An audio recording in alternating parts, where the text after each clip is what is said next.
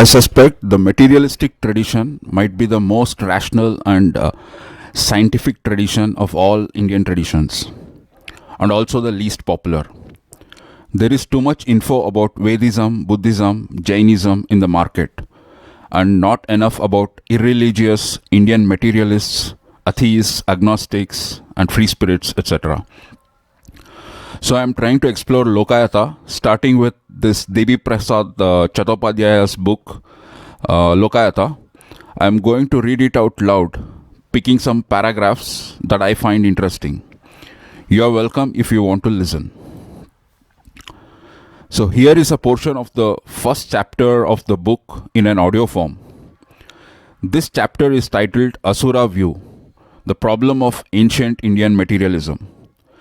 Some people have argued that Lokayata is like the Asura philosophical view mentioned in Chandogya Upanishad. We cover up to the 7th section of this chapter, up to authenticity and mode of Madhava's presentation. Madhava's work has been the most prominent reference point to begin understanding about Lokayata traditionally. The problem here starts with the terminology Lokayata itself. What does it mean? How do we gather data about it? And how do we interpret that data? And so on. So this is how the chapter begins. There is an interesting ambiguity in the philosophical terminology current in ancient India. Its significance is, moreover, peculiarly modern. That is, the ancients didn't have this problem. Our ancients did not feel the necessity of using two separate words to refer to the philosophy of the people and the materialistic philosophy. There was only one word that meant both. That is, both the materialistic philosophy and also the philosophy of the people. This term was Lokayata, alternatively called Charvaka or Barhaspatya.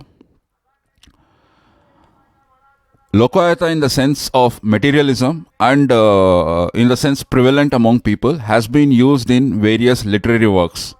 For example, Sarvadharma Sangraha of Madhavacharya and Divyavadana by Buddhists. Gunaratna, a Jain commentator, in his commentary on Sat Darshana Samuchaya, referred to the Lokayatas as those who behaved like the unthinking mob and the common undiscerning people.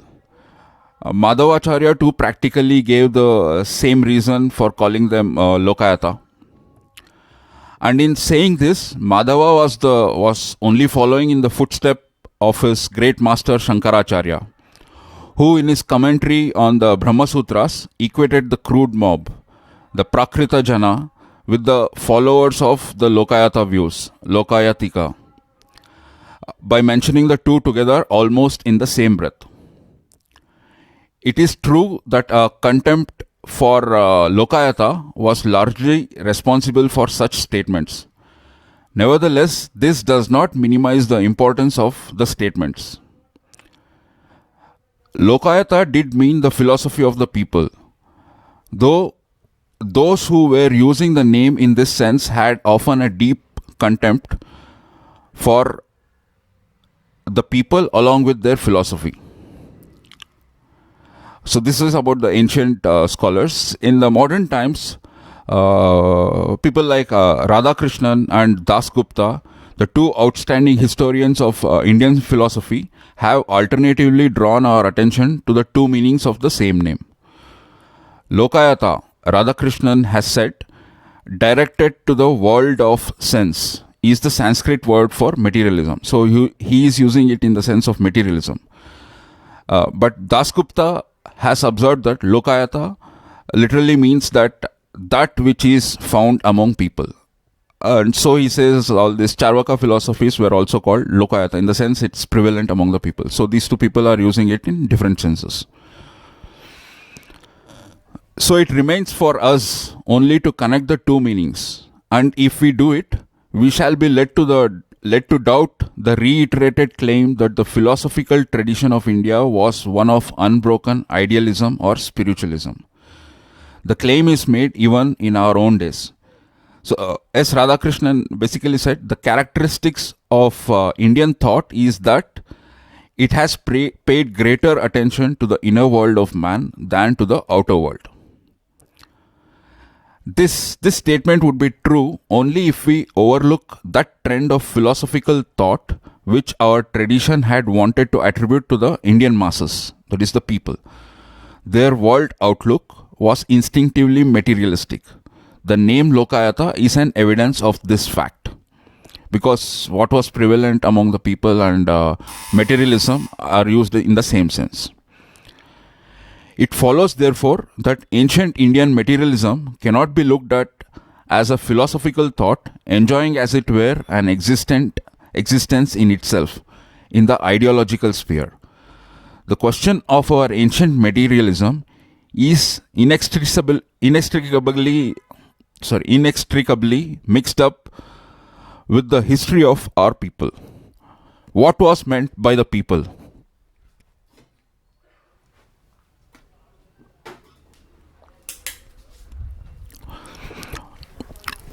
What was meant by the people? Did they have a philosophy? If so, what sense was this materialistic one?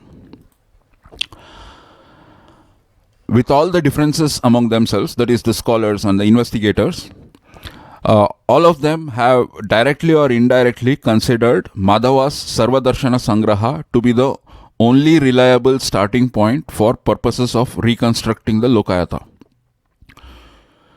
But Madhava's version of the Lokayata is at best a doubtful one. We shall presently see. That is, in the text he will show that why Madhava's account is unreliable. Some people like Rhys Davids deny the existence of any such philosophy called the Lokayata.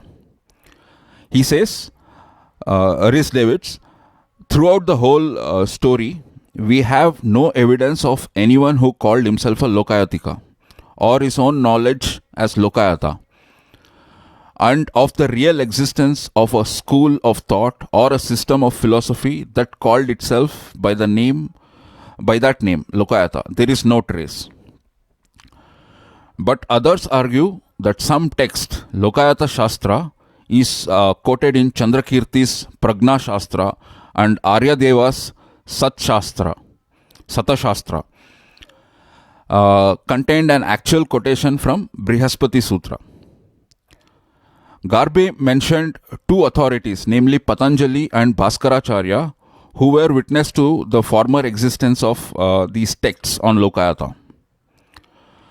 Dasgupta referred to the Buddhist text Divyavadana, where the Lokayata was regarded as a special branch of the study which had a bhashya and a pravachana. Bhashya means commentary and pravachana is annotations of on it. Dasgupta considered Patanjali's evidence as crucial. The grammarian Katyayana framed a rule called Vartika Sutra. Patanjali, while making his interpretation on Vartika, refers to some Bhaguri commentary on the Lokayata. From this, Dasgupta concludes that there was a book called Lokayata before 150 BC, the probable date of Patanjali's work. But such texts, even if these were once in existence, are lost to us. Judging from the bitter hostility expressed in so many places against the Lokayata views, it is often conjectured that these might have been deliberately destroyed. Whatever it was, it must have happened long ago, presumably before the Christian era.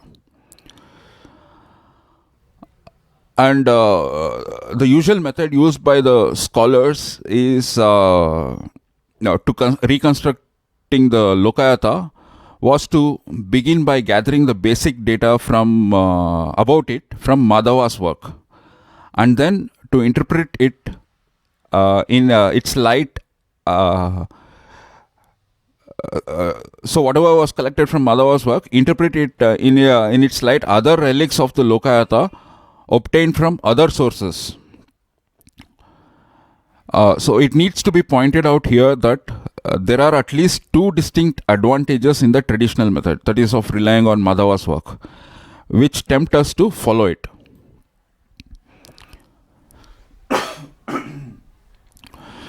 First, Madhava's account of the Lokayata is clear and coherent.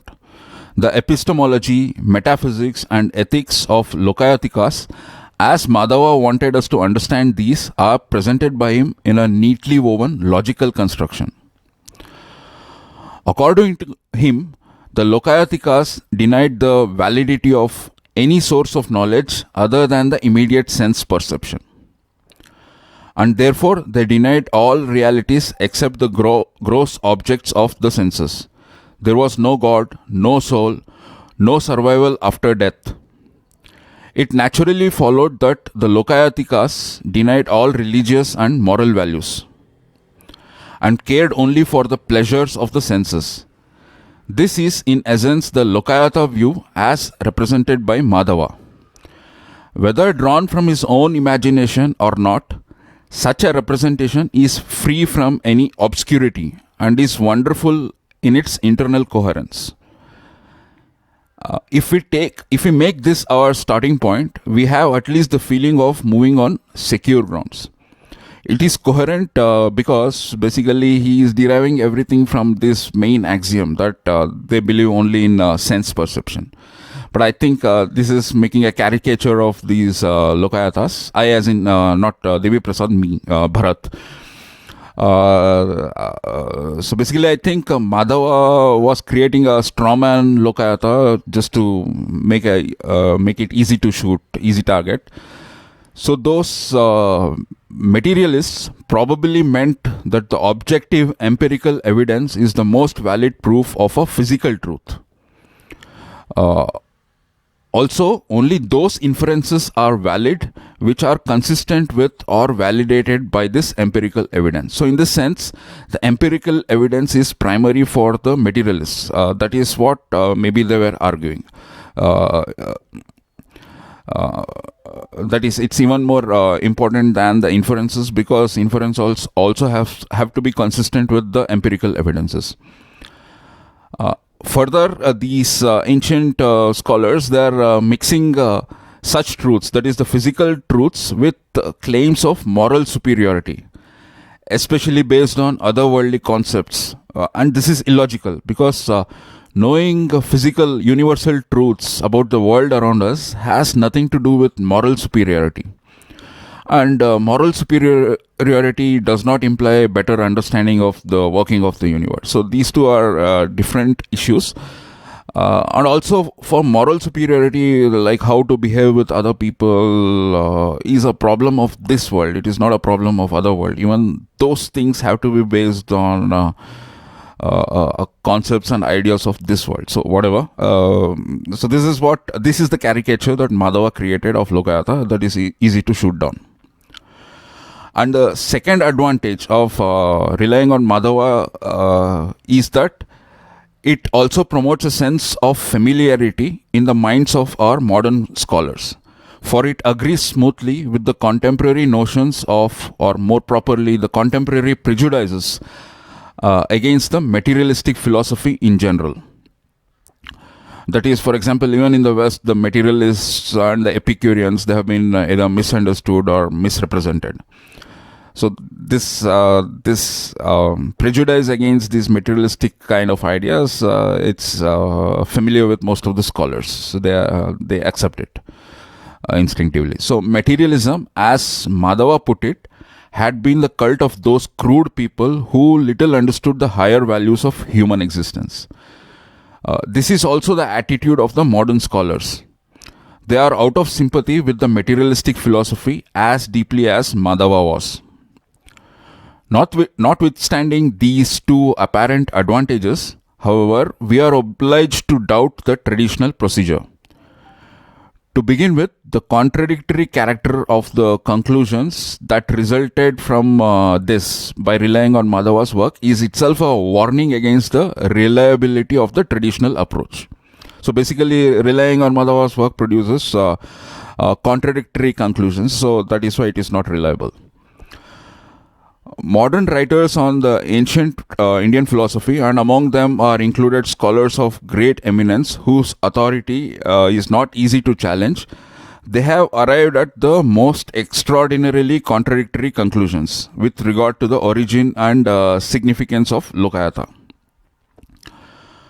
Radhakrishnan has argued that the Lokayata was the characteristic intellectual product of the unsettled conditions of India during the epic period, that is between 600 BC and 200 AD, when possibly the epics, the Mahabharata and Ramayana, were being composed. And it was an age when the faith of the centuries was crumbling down and the hold of the authority of the people was being shattered. So in such conditions, it was necessary for our ancestors to be emancipated from the old religion of custom, which also had some elements of repression, and magic.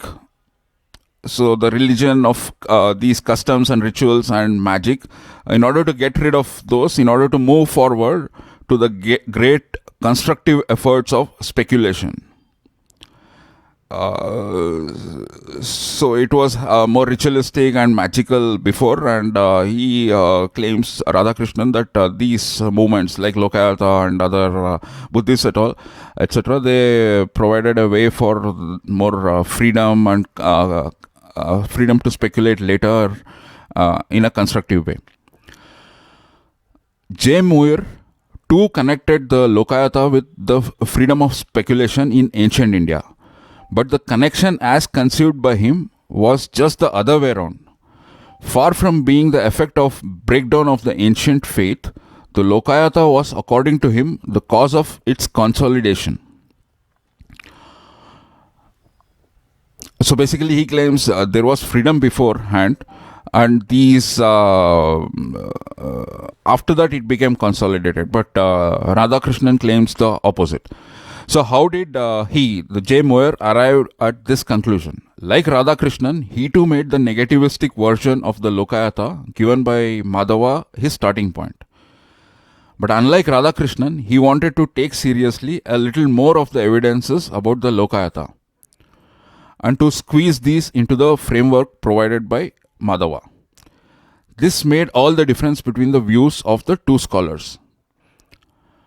On the evidence of the heretics and disbelievers referred to in Rigveda, Muir conjectured that the intellectual atmosphere of the country must have been characterized by a spirit of freedom or speculation from a very remote antiquity. Subsequently, however, as the attacks from the heretics like the Lokayatikas and the Buddhists became sharper, when the authority of the sacred books, that is Vedas, was not merely tacitly set aside or undermined, but openly discarded or denied, and the institutions created by them were abandoned, then the orthodox party took the alarm and started enforcing such measures as to put an end to the age-old atmosphere of the freedom of speculation. Lokayata excesses thus became the cause of the consolidation of ancient authority.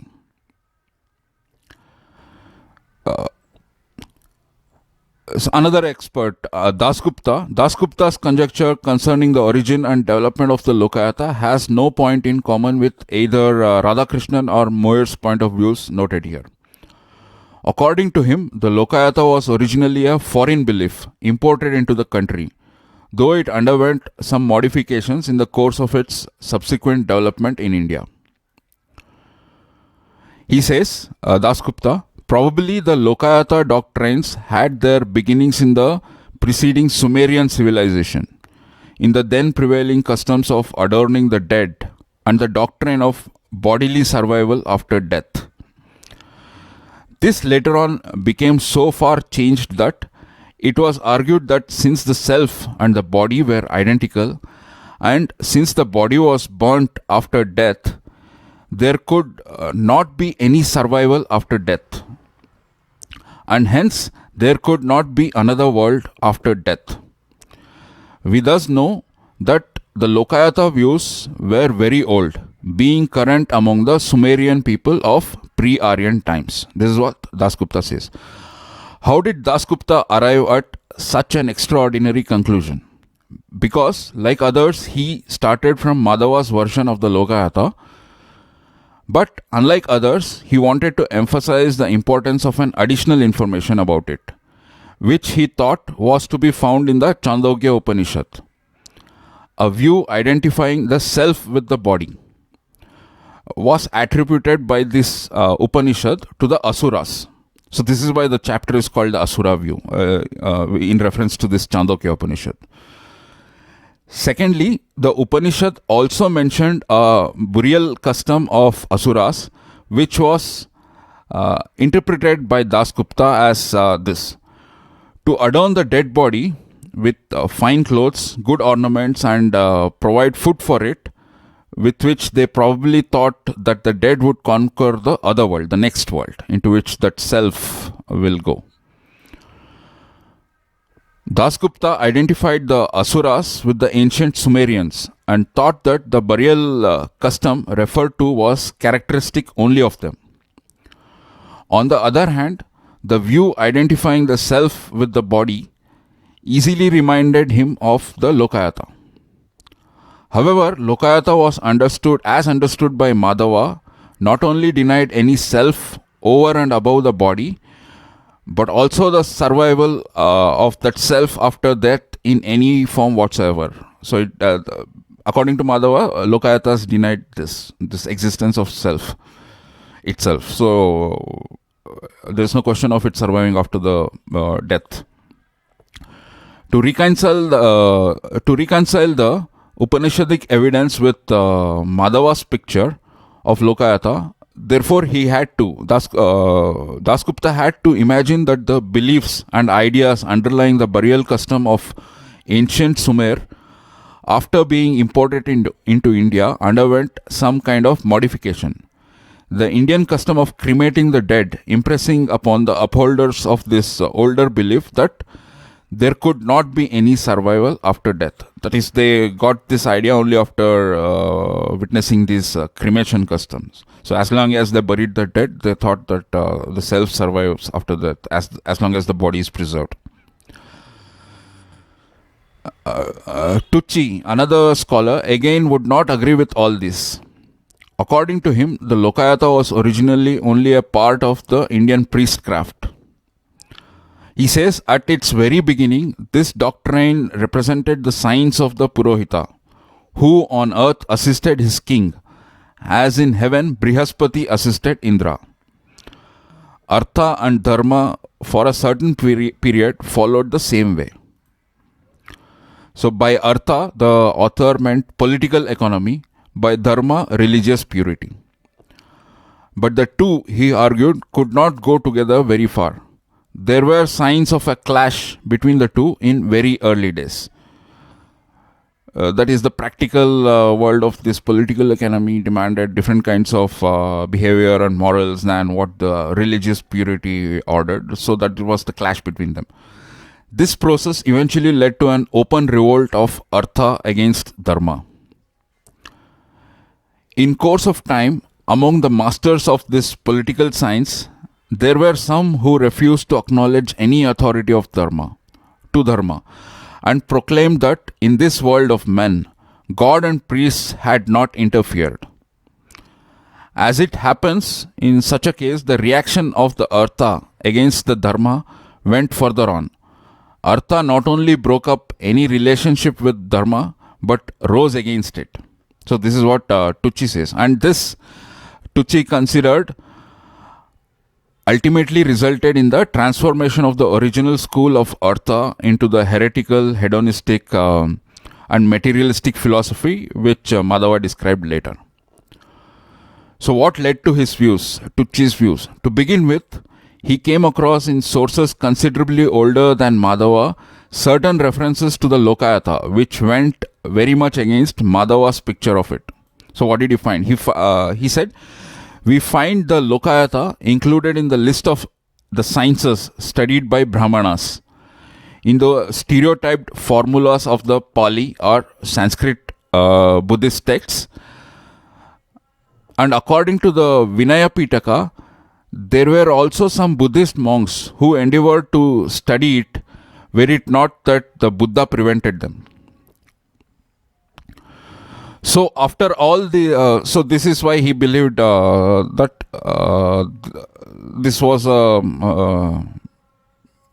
this was the Artha school which revolted against the Dharma.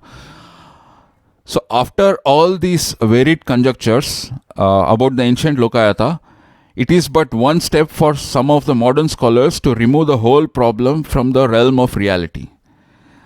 This was actually accomplished long ago by Rhys Davids, who mainly on the basis of the Buddhistic sources argued that neither the Lokayata view nor its followers ever existed.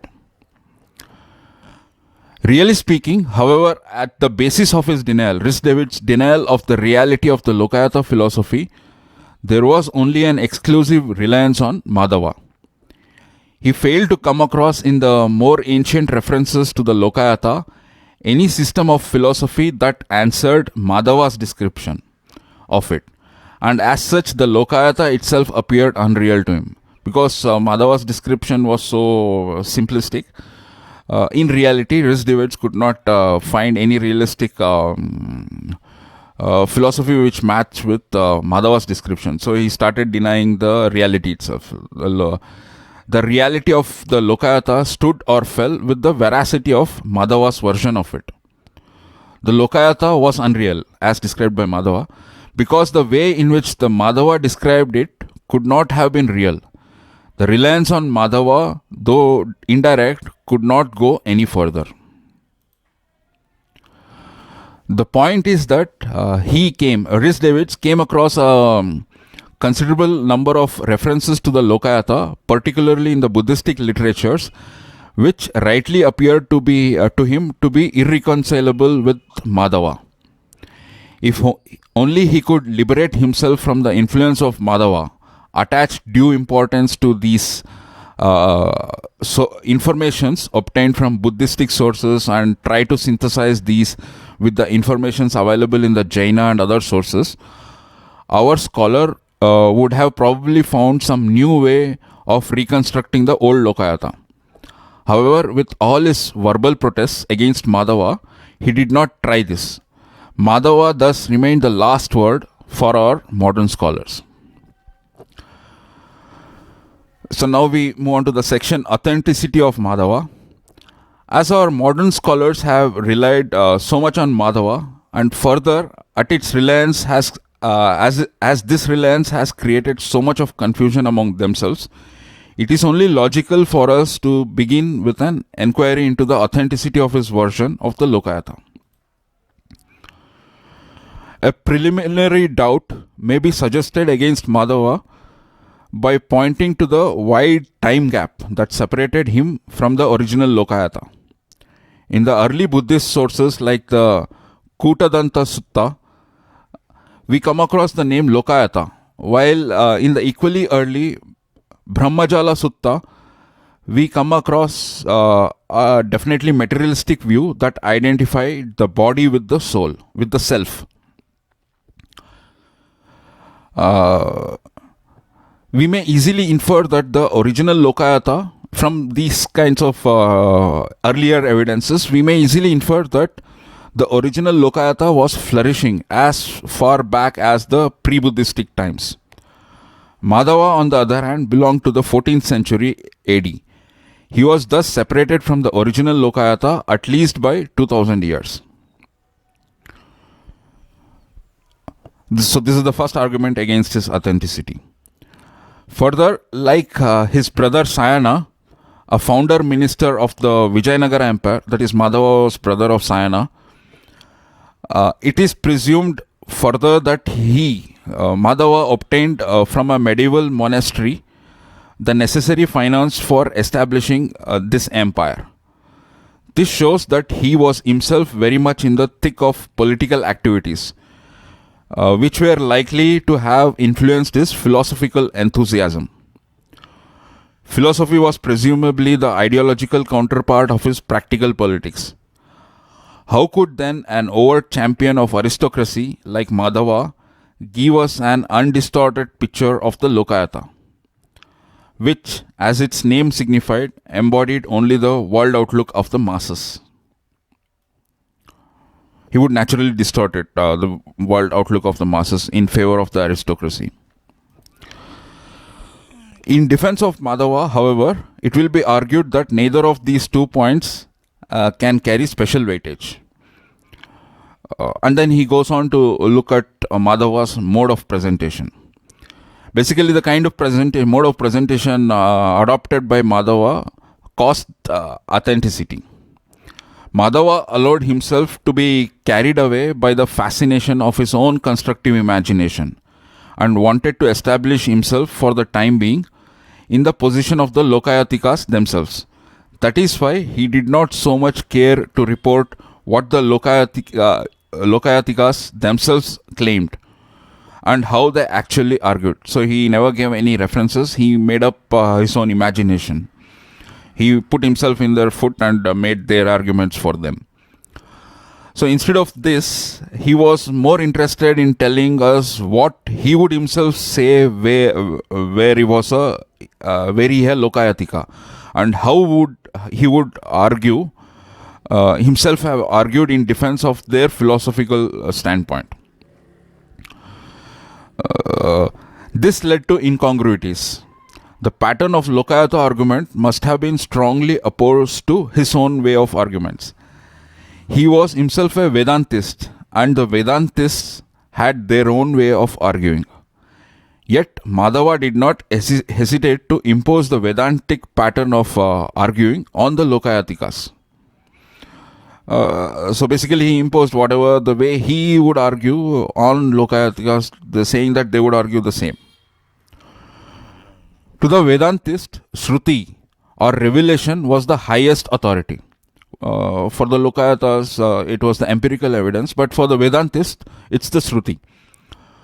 Or whatever is written in those Rig Veda, it's the Veda Vakya or the Vedic words is ultimate. So arguments alone could not prove any thesis. These had validity only as a subservient to Shruti. Therefore, for a Vedantist, the surest proof for a statement is some quotation from the Upanishadic texts. But this was exactly the opposite of Lokayatika attitude. Even on Madhava's own admission, the Lokayatikas looked at the Shruti as but fabrications of the lazy cheats. Under these circumstances, the idea of the Lokayatikas quoting the Upanishad is no less peculiar than the proverbial devil quoting the scriptures. Yet Madhava, the Vedantist, was so much carried away by his own individuality that he did not hesitate to make the Lokayatikas quote the Brihadaranyaka Upanishad in support of their own opposition. So basically he's saying Lokayatikas would quote Brihadaranyaka Upanishad to substantiate their view. He says, basically this is the argument. In this school, the 4 elements, earth, water, etc., are the original principles. From these alone, when transformed into the body, intelligence is produced. Just as the inebriating power is developed from the mixing of certain ingredients, and when these are destroyed, that is the air, water, the body, intelligence at once perishes also. They quote the Shruti from this Brihadaranyaka Upanishad. Springing forth from these elements itself, solid knowledge, it is destroyed when they are destroyed. After death, no intelligence remains. So whatever might have been the real implication of the Upanishadic passage, we may look at it later. This is certainly not the way Lokayatikas themselves would have argued. We shall look how the Lokayatikas might have argued in future readings. We shall cover the Lokayata epistemology, ethics and metaphysics in the next reading. Thank you.